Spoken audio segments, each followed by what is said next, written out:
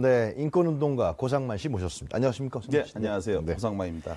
그 이등병의 엄마라는 연극을 준비하고 계십니까? 예, 벌써 내년이 아니라 올해군요. 아, 네, 네. 올 5월 21일 날 약 일주일 정도 예정으로요. 서울 대학로에서 연극 이등병의 엄마라고 하는 주제로 연극을 준비하고 있습니다. 얼마 안 남았네요. 5월이면 바쁘시겠습니다. 그저께까지만 해도 이제 1년 남았다고 생각했는데 이틀 만에 이제 그래서 이제 이번 1월 6일 이번 주 금요일 날 네. 구체적으로 이제 연극 출연할 그 유족분들 뭐 이런 분들도 다 섭외를 해서 네. 본격적으로 준비를 진행하려고 준비하고 있습니다. 연극 배우분들은 안 나오는 거예요, 그러면?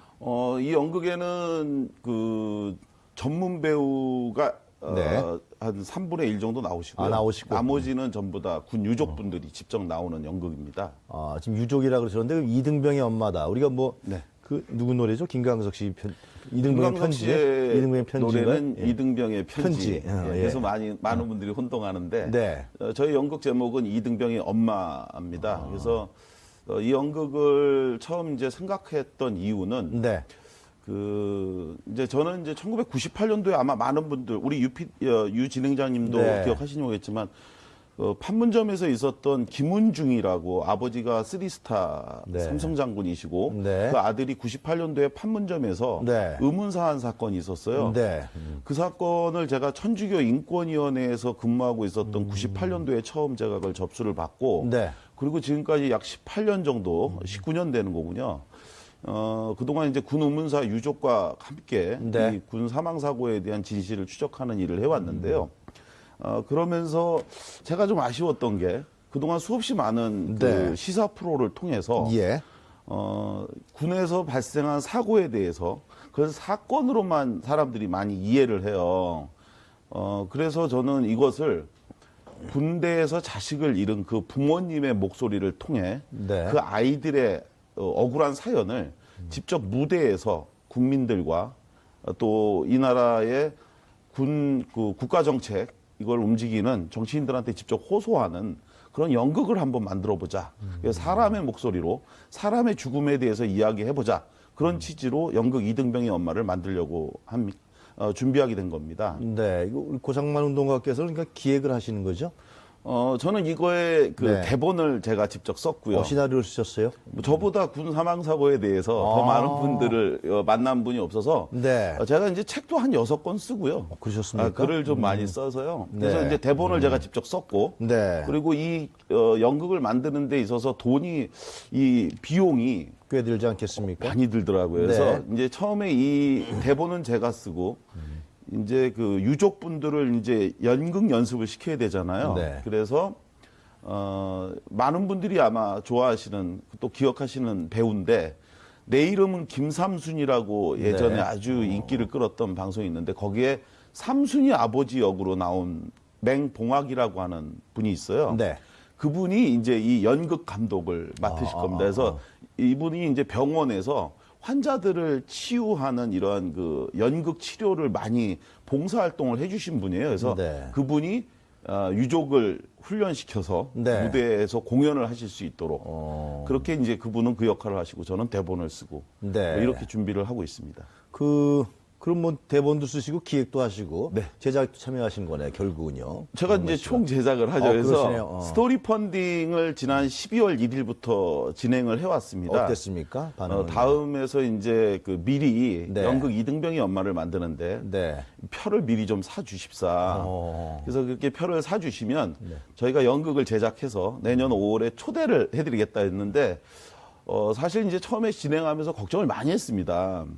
왜냐하면 이게 탄핵 국면에서 네. 진행하다 보니까는 많은 분들이 관심을 가져줄까 해서 걱정을 했는데 정확히 한 달 됐죠. 12월 1일 날 시작해서 어저께까지 저희가 총 7천만 원이 이 연극을 만드는데 필요하다고 판단을 했거든요. 네. 그 산출 근거는 네. 연극 감독을 맡으신 이 맹봉학 감독님한테 네. 연극 많이 만들어 보셨는데 일주일간 서울 대학로에서 이런 규모로 연극을 할 때 어느 정도 예산이 필요하겠냐고 제가 아시겠죠. 여쭤봤더니 네. 한 7천만 원 정도 있어야 된다고 그래가지고 그래서 7천만 원을 좀 모아주십사 했는데 지금까지 약 4,500만 원 정도 네. 예, 그 표를 사주셔갖고 그래요? 예, 나머지 한 2,500만 원을 내년 2월 10일까지 앞으로 한 41일 정도 남았는데요. 그 동안에 이제 모으면 네. 그럼 연극을 만들 수 있을 걸로 보고 있습니다. 지금 그러면 다음에 들어가면 그 티켓을 살 수 있습니까? 다음에서 연극 이등병의 엄마를 검색하시기만 해도 네. 그 연결을 하실 수 있고요. 아, 링크가 돼 있어요. 예, 예. 그리고 다음 그 스토리 펀딩 네. 거기에 가시면 연극 이등병의 엄마 표를 사주세요라고 검색하셔도 연결이 될 수 있습니다. 오늘 계략적인 스토리를 좀 말씀해 주시죠. 어떤 겁니까? 연극 이등병의 엄마, 그러니까 많은 분들이 또 여쭤보세요. 이등병의 엄마라고 제목을 왜 만들었는지. 근데 아마 군대 다녀오신 분이고 또 이 군대 자녀를 보내본 부모면 다 아실 거예요. 이등병이라는 말만 들어도 눈물이 나는 거. 근데 실제로 제가 지금까지 약 500여 명 정도의 군 유족을 만나왔는데 네.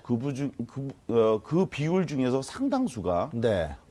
이등병이 사망한 경우가 굉장히 많이 있습니다. 이등병 때요. 예, 들어가자마자네요. 그러니까. 왜냐하면 이제 군대에서는 계급사이기 때문에 이등병이 사실은 이제 아무 사회적으로 경험도 없고 네. 그러다가 이제 갑자기 낯선 곳에 가갖고 층층시야에 정말 그 군대 서열에 눌려 있으면서 네. 본인이 아무리 열심히 노력을 해도 하려고 해도 하지 못하니까 그 절벽에 부딪힌 최후의 선택이 바로 극단적인 이제 목숨을 끊는 그런 건데 이 과정에서 많은 분들은 그런 얘기를 해요. 왜 군대에서 사람이 죽으면 자살로 처리되느냐? 네. 지금 현재 한 해에도 지금도 약 그 한 해 150명의 군인이 사망을 하고 있어요. 연간이요? 예. 그리고 그 중에 평균 3분의 2 정도가 자살로 처리가 되고 있는데, 네. 왜 이렇게 자살이 많느냐, 이런 질문을 하시거든요. 근데 자살이 많은 이유는 하나입니다. 군에서는, 예. 누가 방아쇠를 당겼고, 누가 줄에 목을 맸느냐를 기준으로 자기가 매고 자기가 당기면 자살이라고 판단을 내리고 있는데, 유족과 인권단체는 다르게 생각을 하고 있습니다. 네. 당겼다면 왜 당겼고, 맸다면 왜 맸는지 이걸 밝히는 게 진짜 사인 진상규명이다라고 하는 건데 당기고 맸다면 진짜 이유가 있을 그렇겠죠. 거거든요. 예. 그런데 부대 관리 훈령이라고 하는 제도가 있어요. 이 국방부가 만들어 놓은 훈령인데 네. 여기서 보면 지휘관에게 책임을 물을 때요. 네.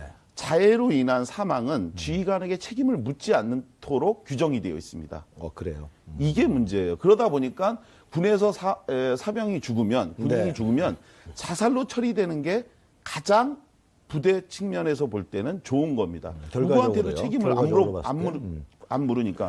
그래서 이 이등병의 엄마는 군에서 사실은 예. 타살인데 이것을 사고사로 위장했던 네. 1997년도 실제 사건을 모티브로 해갖고요. 김은중 씨 사건 얘기하는 아닙니다. 이거는 당시에 이등병이었는데 네. 이등병이 전기 감전사로 사고사에서 숨진 걸로 당시에 발표를 했어요. 네. 근데 실제로는 이게 타살이었는데 이 타살을 어머니가 밝혀내는 과정에서 가해자를 불러갖고 내 아들이 감전사 할 때 당신은 뭘 했는지를 물어봐요. 근데 실제로 이 사고가 날 때 같이 있었던 그 사람은 네.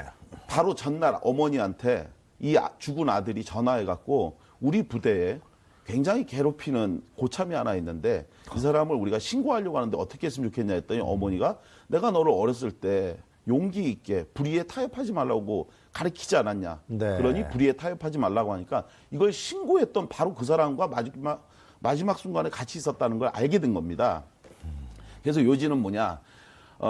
내 아들이 죽을 때 넌 뭐 했냐. 그러니까 우리 아들이, 그러니까 당신 아들이 감전사에서 그 배전판에 붙어 있을 때 자기가 그 사람 살리려고 손으로 뜯어내기까지 했는데 네. 그런데 왜 날 의심하냐라고 했거든요. 이게 실제 사건 얘기입니다. 예. 그런데 그때 그 이야기를 듣고 이 어머니가 그럼 좋다. 지금부터 내가 배전판에 손을 대겠다. 네. 그러면 너는 네가 얘기한 것처럼 똑같이 나를 잡아당겨라.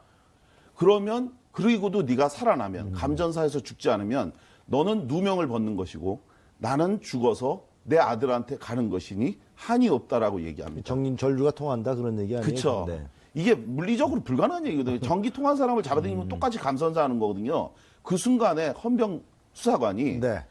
어머니가 이기셨습니다라고 하면서 진실을 바로잡는 실제 사건이 있었는데 이걸 모티브로 해갖고요. 군 유족분들이 그동안 자식을 잃었던 네. 그 유족분들이 무대 위에서 내가 자식을 잃게 된 과정에 대해서 네. 직접 관객들한테 호소하는 그러한 이야기인데요.